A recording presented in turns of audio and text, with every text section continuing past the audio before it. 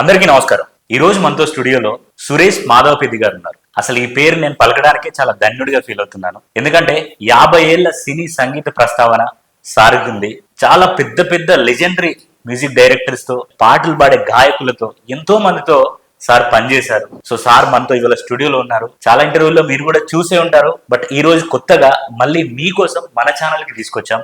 So సార్తో మనం మాట్లాడి సార్ ప్రయాణం ఎలా కొనసాగింది, ఇప్పుడున్న మ్యూజిక్ ఇండస్ట్రీ అండ్ అప్పుడున్న మ్యూజిక్ ఇండస్ట్రీకి తేడాలు ఏమిటి, అండ్ సార్కి సంబంధించి జ్ఞాపకాలు అండ్ కొన్ని విషాద గాథలు ఎలా ఉన్నాయి ఏంటి అనేది అన్ని మనం మాట్లాడి తెలుసుకుందాం. నమస్కారం సార్. నమస్తే. Thank you so much sir ఇక్కడికి వచ్చినందుకు. ముందుగా ఎలా ఉన్నారు సార్? Fine, very fine. 50 ఏళ్ళు పూర్తి చేసుకున్నారు. 50 ఏళ్ళు దాటినాయి ఆల్రెడీ. అవును సార్, ఇప్పుడున్న టైంలో ఒక సినిమా చేయడానికి 5 సంవత్సరాల టైం తీసుకుంటున్నారు సార్. కానీ ఆ టైంలో సంవత్సరానికి మినిమం 4-5 సినిమాలు చేసే హీరోలు కూడా ఉండేవారు సార్. అది ఎలా సాధ్యమయ్యేది సార్? అంటే అప్పటికి ఇప్పటికి అంటే టెక్నికల్ గా చాలా ఎక్కువ డెవలప్ కదా. అవును సార్, అవును సార్. టెక్నికల్ గా ఎక్కువ డెవలప్ అవటం వల్ల డిలే అవుతుంది ప్రాసెస్. మాకు రికార్డింగ్ కూడా అంతేగా, అందరూ లైవ్ రికార్డింగ్ అంటే మాకు 3 hours లో కూడా చేసిన చాలా పాటలు ఉన్నాయి. Maximum 6 hours 7 hours. సో ఇవాళ ఈ ప్రోగ్రామింగ్ ఇవన్నీ రావటం వల్ల ఈ కాలం డిలే అవుతుంది. ఇప్పుడు కంప్యూటర్ వచ్చినప్పుడు మనం బ్యాంక్ వెళ్తే పూర్వంలాగా అంటే లెక్క పెట్టి ఇవ్వట్లేదు కదా. ముందుగా దాంట్లో మిషన్ లో పెట్టి లెక్క పెట్టి మళ్ళీ డౌట్ వస్తే మళ్ళీ 2 సార్లు లెక్క పెట్టి టైం టేకింగ్ కదా. అది అన్ని చోట్ల అలాగే ఉంటుంది. ఇప్పుడు నాగేశ్వరరావు గారితో, ఎన్టీ రామారావు గారితో కూడా మీరు చేశారు సార్. నాగేశ్వరరావుకి ఒకే పాట నేను చేశాను, ఒక్క పాట. దాసనారాయణరావు మాయాబజార్ ఒక సినిమా, మన సాంగ్ అంతే. బట్ విడిగా మాకు బాగా పరిచయాలు ఎక్కువ ఆ ఫ్యామిలీతో. అవును సార్. అందరి ఈ సినీ లవర్స్ అందరికి ఒక చెదరని ముద్రలాగా గుండెలో నుండిపోయింది సార్. మాయాబజార్ గురించి చెప్పాలంటే మీరేం చెప్తారు సార్? బజార్ గురించి చెప్పడం అంటే అందరికి ఇష్టమైన మూవీ. అందులో అందరూ స్టార్ వర్డ్స్ యాక్ట్ చేయడం, ప్రతి అక్షరం, ప్రతి మాట, ప్రతి పాట టెక్నికల్ గా అన్ని బెస్ట్ మూవీ కింద నిలిచిపోయింది స్టార్ వర్డ్స్ యాక్ట్ చేయడం వల్ల. సో అది అందరికి అలైక. అంటే కొన్ని కరెక్ట్ కుదిరితే, కొన్ని అదే స్టార్ వర్డ్స్ ఉన్నా కూడా ఒకసారి ఫ్లాప్ అవ్వచ్చు. సో కథ, మాటలు, పాటలు అలాంటివి చాలా మంచి మంచి సినిమాలు వచ్చాయి కదా. ముఖ్యంగా విజయవాడ దగ్గర నుంచి చాలా వచ్చాయి. గుండమ్మ కథ, పాతాళ భైరవి, ఆ సినిమాలు ఇప్పటికి కాదు ఇంకొక 100 ఏళ్ల పైన అవి చూస్తూనే ఉంటాం. మేము కూడా చూస్తూ ఇన్స్పిరేషన్ తీసుకొని చేస్తూ ఉంటాం సార్. అవును. Yes sir. సార్, ఇప్పుడు మీకు ఇష్టమైన ఇన్స్ట్రుమెంట్ ఏంటి సార్? అన్ని ఇష్టమే. అంటే మీరు సంగీతం ఏంటి, హార్మోనియంతో స్టార్ట్ చేశారు? మేము కానీ హార్మోనియం యూజ్ చేయలేంగా, ఏదో 1-2 పాటలు పాడుతాం తప్పితే. ఇప్పుడంతా ఎలక్ట్రానిక్స్ లోనే హార్మోనియం అన్ని వచ్చేస్తాయి. సో ఎలక్ట్రానిక్స్, నేచురల్ ఇన్స్ట్రుమెంట్స్ ఎక్కువ నేను యూజ్ చేస్తాను. నాదస్వరం, షహనై, ఫ్లూట్, వీణ, సితార్, గిటార్స్, వెస్టర్న్ ఇన్స్ట్రుమెంట్స్ అన్ని రకాలుగా మాకు ఆ సాంగ్ కి ఏది అవసరమో అది యూజ్ చేస్తాం. సో అందుకనే అన్ని ఇన్స్ట్రుమెంట్స్ తో నాకు అన్ని యూజ్ చేయాల్సి ఉండే. సార్, ఇప్పుడు కొత్తగా సంగీతం నేర్చుకునే వాళ్ళు ఏ ఇన్స్ట్రుమెంట్ తో స్టార్ట్ చేస్తే వాళ్ళు బెటర్మెంట్ అవుతారు సార్? మ్యూజిషియన్ గా. మ్యూజిషియన్ అంటే మామూలుగా కీబోర్డ్ ప్లేయర్ అవ్వాలంటే they have to learn piano grades, 8 grades and LTs, UTs అని ఉంటాయి. 8+2 10 grades. అవి చేస్తే అంటే ఇప్పుడు ఒక సింగర్ కి కర్ణాటక సంగీతం, హిందుస్థానీ ఎలా అవసరం నేర్చుకోవటం బేస్మెంట్ వీళ్ళకి అంతే.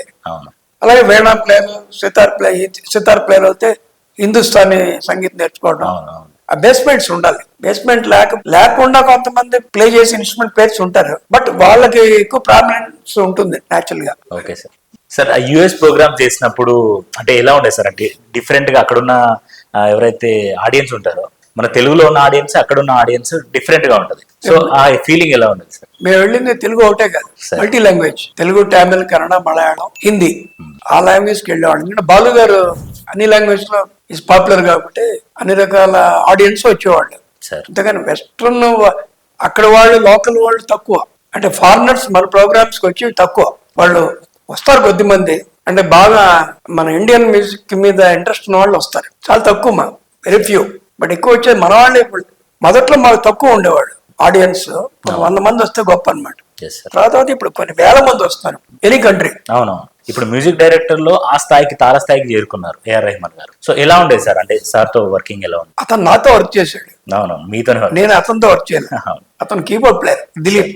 వాళ్ళ నాన్నగారితో నేను పనిచేశాను, శేఖర్ అతని పేరు. వాళ్ళ అమ్మగారి దగ్గర మేము ఇన్స్ట్రుమెంట్స్ రెంట్ తీసుకునేవాళ్ళం. 125 rupees పే చేసేవాళ్ళం ఒక్కొక్క ప్రోగ్రామ్ కానీ రికార్డింగ్ కానీ రెంట్ తీసుకునేవాళ్ళం. చాలా చిన్న కుర్రాడు, మా పిల్లల కన్నా చిన్నవాడు దిలీప్ సార్. ఇప్పటికీ మాకు దిలీప్ అంటే మాకు కొంచెం ఆ క్లోజ్నెస్ ఉంటుంది. AR రెహమాన్ తర్వాత మ్యూజిక్ డైరెక్టర్ గా బయట వాళ్ళ తమన్నా, మాకు సాయే కదా. సో అంతా మాకు చిన్నప్పటి నుంచి పరిచయాలు ఉండటం వల్ల ఆ మధ్య నేను నా వైఫ్ కూడా వాళ్ళ ఇంటికి వెళ్తే ఆ పాత విషయాలే మాట్లాడుకున్నాం. అందుకనే మాకు అంటే బయట వాళ్ళకి ఒక స్టాల్ లా కనిపించవచ్చు, బట్ మాకు చిన్నప్పటి నుంచి మాతో పరిచయాలు ఉండటం వల్ల మా ఫ్యామిలీ మెంబర్ లాగానే ట్రీట్ చేస్తాం. అందుకనే అలాగే శివమణి పద్మశ్రీ ఇచ్చారు. Yes. మ్యూజిషియన్స్ లో పద్మశ్రీ ఇచ్చిన వాళ్ళు చాలా కొద్ది మంది సినిమా మ్యూజిషియన్స్ లో. అవునవును సార్. పద్మశ్రీ అతనికి షానాయ్ బాలేష్ అని సౌత్ ఇండియన్ లాంగ్వేజ్ అన్నిటికీ అతనే షానాయ్ బెస్ట్ ప్లేయర్. ఓకే. అంటే మేబీ అతను ఒకడే ఇప్పుడు ఉన్నది కూడా, వాళ్ళు ఇద్దరు ఉన్నారు కానీ is very popular. Yes sir. అతనికి పద్మశ్రీ ఇచ్చారు. సో అవన్నీ మేము హ్యాపీగా ఫీల్ అవుతాం. We feel proud about our musicians. అలాగే బాలు గారి పద్మశ్రీ పద్మభూషణ్ వచ్చినప్పుడు తెలుసు. పద్మవిభూషణ్ ఆఫ్ కోర్స్ ఆయన వెళ్ళిపోయిన తర్వాత ఇచ్చారు. ఇవన్నీ ఏంటంటే గుర్తింపు, ఇంటర్నేషనల్ గా వాళ్ళకి బాగా గుర్తింపు ఉన్నప్పుడు, అలాగే ఏఆర్ రెహమాన్ కి ఆస్కార్ అవార్డ్స్ వచ్చినప్పుడు. సో ఇవన్నీ ఏంటంటే మా మ్యూజిక్ ఫ్రెటర్నిటీలో వరల్డ్ ఫేమస్ అవుతున్నందుకు ఐ ఫీల్ హ్యాపీ. అవును సార్. ఇప్పుడు జానకమ్మ గారు మీ ఫ్యామిలీ కజిన్, అంటే మీ కజిన్ కదా సార్, ఎలా ఉంది సార్ జానకమ్మ గారు అసలు ఎలాంటి సాధన చేసేది, అంత సూదింగ్ వాయిస్ ఎలా వచ్చింది అసలు అనేది నాకన్నా పెద్దది ఏజ్ లో సార్. ఆవిడకి 12 ఏళ్ళ అప్పటికి మా అమ్మగారు తెలుసు బాగా. అంటే వీళ్ళు మన కజిన్ సిస్టర్ అవుతుందని చెప్పి ఆవిడకి అప్పుడు ఇంకా మేము పొట్లాస్. మా అమ్మ చిన్నప్పుడు రాజమండ్రిలో తన సిస్టర్ మా సత్యం గారు, మా చిన్నాన్న గారు మాధవ సత్యం గారు, ఆయన మ్యారేజ్ లో ఆవిడ సిస్టర్ రాధ వాళ్ళిద్దరు ప్రోగ్రామ్ పెట్టించింది మా అమ్మగారు. ఓకే. అప్పటి నుంచి మా ఫ్యామిలీకి అలా క్లోజ్ అవటం. ఓకే. తర్వాత ఆవిడ మెడ్రాస్ ఇండస్ట్రీకి రావటం, మా చిన్నాన్న గారితో పాటలు పాడటం. తర్వాత మా అన్న అయితే చాలా పాటలు పాడింది. నా మ్యూజిక్ డైరెక్షన్ లో ఎన్నో పాటలు ఆవిడ పాడారు. ఆవిడ సింగర్ గా పాడిన చాలా పాటలు నేను కీబోర్డ్ ప్లేయర్ నే. సో అలాగే మాకు ఒక బాండేజ్. ఫ్యామిలీ మెంబర్ అవటం ఒకటి, ఫ్యామిలీ మెంబర్ అనే కాదు, షీఈ్ ఎ గ్రేట్ సింగర్.